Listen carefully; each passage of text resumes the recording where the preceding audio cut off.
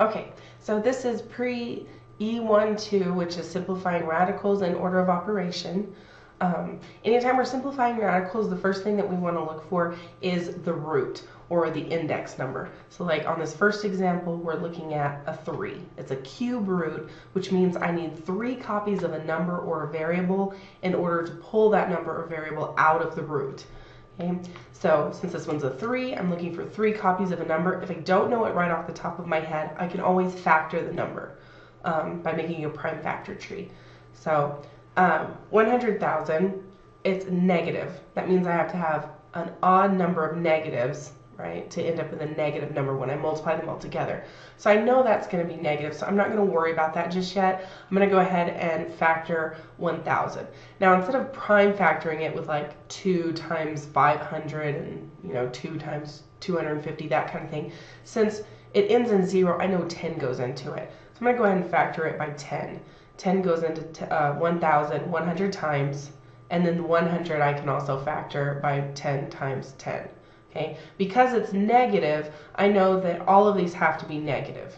So this is negative 10 times negative 10 times negative 10. And notice I have 3 copies of that number. Since I have 3 copies of that number, it comes outside of the cube root. So my negative 10 comes out, and then I look at my variable x to the 9th. Okay, I want to know, can I write x to the 9th as something cubed? Because if it is, that means I have 3 copies of something which I can bring out. So I just think about x to what power, when I cube it, will give me that 9 that I need. Okay, and the number that I would have to do is x cubed, because x cubed gives me x to the 9th. The other way, the little shortcut way to remember this, is anytime we have a variable, we always look at our root and we say how many times does our root divide into that exponent, right? So 9 divided by 3, it goes in evenly 3 times, which means I can bring out an x cubed. Okay? So this just becomes negative 10x cubed. Okay? The next one, we're looking for the square root of 448. This is not a perfect square. You can check on your calculator. It doesn't come out nicely. So that means I'm looking for numbers that I can bring out that I have 2 copies of so that I can simplify this down to its most basic form. Okay? When I prime factor this one, 448 is not something that I recognize as a number of, oh, that's something times something. So I'm going to go ahead and break it down pretty small. So it's even, so I know 2 goes into it. 2 goes into 448. 224 times. Again, that's even, so it's divisible by 2. That will go in 112 times. 112 is still even. So again, I'm going to go ahead and divide it by 2, which that will go in 56 times. I'm just going to keep going with 2's because I keep getting even numbers. 2 goes into 56 28 times. Excuse me. 2 goes into 28 14 times, and 2 goes into 14 7 times. Now, if you didn't have to break it down that far to find 2 copies of a larger number, that's fine. I'm going to go ahead and use a smaller number just to show you how it's done.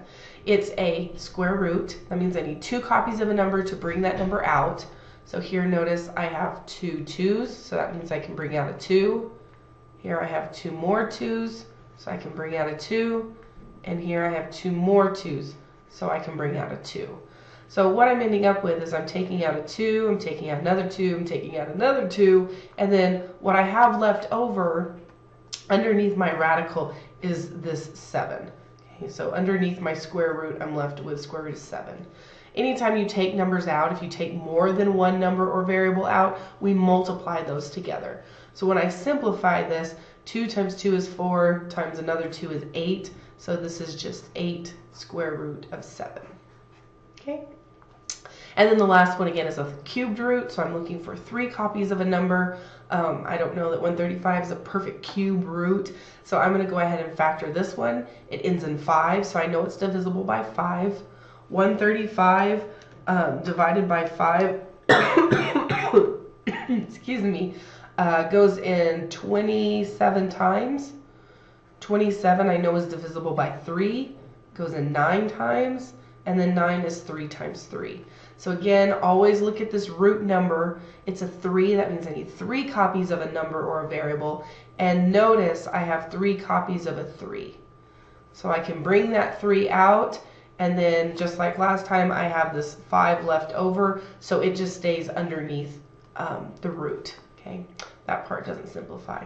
So I brought out 1 3, and I'm left with the square root of 5 for my radical. Okay. So quick refresher on simplifying radicals. Now I want to go ahead and look at order of operation. Order of operation tells us the order in which we should perform the different operations of mathematics. Okay, addition, subtraction, multiplication, and division. So most of us learned PEMDAS, okay, or please excuse my dear Aunt Sally. Another one that I've heard is please email my dad a shark. So whatever works for you to remember the order of operation. I'm going to go ahead and refresh you on what these mean. P stands for parentheses, okay? Parentheses, or really this is any grouping symbol. Okay. And grouping symbols are like parentheses, brackets, curly braces, absolute values, that type of thing. Okay. So P is for parentheses, E is our exponents. It's the second thing we look to simplify. M and D, this is multiplication and division. And because these are on the same level, we do them in order from left to right. Meaning if we have just multiplication and division left, we don't necessarily do one before the other, we do them left to right, okay? Otherwise it will be incorrect. So they are on the same level, but we work it, I'm just going to say, from left to right. Okay? And the same thing on A and S. A and S stands for addition and subtraction. Ooh. And because these are on the same level, just like multiplication and division, if we get down to where all we have is addition and subtraction, we do it from left to right. Left to right. Okay, so let's go ahead and look at one. On this first one, I'm looking for parentheses. That's what I do first. Here I have 3 minus 1. So I'm just going to go ahead and rewrite this and work each step. If you don't have to write out every single step, that's fine. 3 minus 1 is 2. So now what I'm looking at, I'm left with, I have a multiplication here, a subtraction, a multiplication, an exponent, and a parenthesis. Now this parenthesis, there's nothing to simplify inside. So now it's a parenthesis that's signifying multiplication. So I have multiplication, subtraction, and exponent. Next thing I do, so exponent's the next thing we do, so I'm going to go ahead and simplify this 2 squared. So I have 3 times 2 minus 4. This 2 squared becomes 4 plus 7 times 2. Okay, so now I have multiplication, subtraction, and addition. So I'm going to go ahead and do multiplication comes next, okay, and I do it in order from left to right. So I'm going to do 3 times 2, then I'm also going to do negative 4 times positive 4, and also 7 times 2. So 3 times 2 gives me 6, negative 4 times positive 4 gives me negative 16, and 7 times 2 gives me a positive 14. Now all I'm left with is subtraction and addition. When I'm left with two things that are on the same level, I work them left to right. Okay, so left to right tells me that I need to do 6 minus 16 first. 6 minus 16 gives me negative 10, and then I add the 14 to it, which leaves me with positive 4.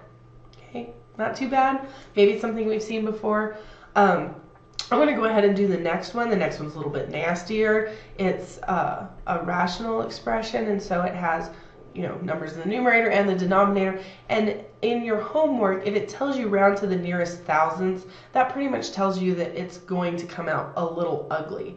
Okay, most of the time it will let you enter it as a reduced fraction or as a decimal. Just make sure you pay attention to which decimal place it wants you to round to. Since this says nearest thousandths, remember decimal place, we do tenths, hundredths, thousandths. So this is the third decimal place that we're rounding to. Okay. All right, so I'm going to go ahead and rewrite this. Remember, we do parentheses first. So I'm going to go ahead and start out with simplifying inside the parentheses. On top and on bottom, I'm going to do one step at a time. So on top, I'm going to go ahead and do 8 minus 9 is negative 1 to the 4th power minus 9 times 6 plus 5 times 6 all over. And on the bottom, I have exponents and I have addition, which we do exponents first. So I'm going to go ahead and simplify both of these right now. So 7 squared gives me 49. 2 to the 5th gives me 32. Right, let me check myself just to make sure. Yes. Wouldn't want to lie to you. Okay, so I'm going to keep going. I'm just work it out to the right here. Next thing I do, I'm looking for parentheses. The only parentheses I have are the ones around the negative 1. There's nothing to simplify inside, so I go on to exponents. I have negative 1 to the 4th power. Negative 1 times negative 1 times negative 1 times negative 1. That's 4 negatives. Okay, 4 negatives makes it a positive. So this just gives me 5 times a positive 1 minus 9 times 6 plus 5 times 6 all over. And then I'm going to go ahead and simplify this addition on the denominator. 49 plus 32 gives me 81. Okay, so now the denominator is completely simplified, so I'm just going to ignore it for now and keep simplifying the top. On top, I have multiplication, subtraction, multiplication, addition, and multiplication. On our order of operations, we do multiplication next. So I'm going to go ahead and do all 3 multiplications. 5 times 1 gives me my 5. Negative 9 times 6 gives me negative 54. And positive 5 times 6 gives me positive 30. All over 81. Okay. And then on top, all I'm left with is addition and subtraction, which I do in order from left to right. So I do 5 minus 54 first. 5 minus 54 gives me negative 49 plus 30 all over 81. Okay. And then all I have to do is combine negative 49 plus 30, which leaves me with negative 19 all over 81. Now on an exam, if you left this as your answer, I would accept that because this is completely simplified. Okay, this is in reduced fraction form. So if it tells you to enter your answer as a reduced fraction or a decimal rounded to a certain place, it will accept either answer. Okay, on this one, because I specifically said round to the nearest thousands, I'm going to go ahead and make this a decimal. So to make a decimal, I'm just going to say decimal form. If I do negative 19 divided by 81, that gives me negative 0.2345679 blah blah blah blah. Okay, I'm rounding it again to the 3rd decimal place. I go to my 3rd decimal place, which is my 4, and I look at the number behind it. Since the number behind it is a 5, that rounds that 4 up a unit, which would be a 5. So I get negative 0.235. I'm just going to leave it like that. Okay, makes sense, not too bad. All right, so that's all we're going to do in this section. You will now be able to do the E1.2 homework that corresponds to this. There's a quiz for it. Again, there is a worksheet on the next couple of pages. If you want to do it for extra practice, you can, but you don't need to turn it in. Okay?